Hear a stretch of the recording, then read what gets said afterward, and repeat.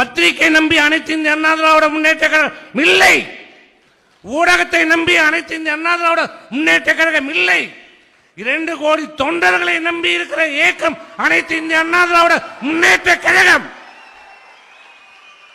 அன்றைக்கு இந்த எடப்பாடியாரை பொதுச் செயலாளராக தேர்ந்தெடுக்கப்பட்டு எப்படி இருந்ததோ அதே எழுச்சி அதே ஆரவாரத்தோடு இன்றைக்கும் இருக்கிறது. காது இருந்தும் கேட்காத செவிடர்களுக்கும் கண்ணிருந்தும் காக்காத கூடர்களுக்கும் நன்றாக பார்த்துக் கொள்ளுங்கள். இந்த மண்டபத்திலே இங்க நிரம்பி இருக்கிற இந்த தொண்டர்களை பாருங்கள்.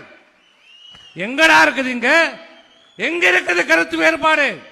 எங்க இருக்குது சலசலப்பு? சலசலப்பு வராதா?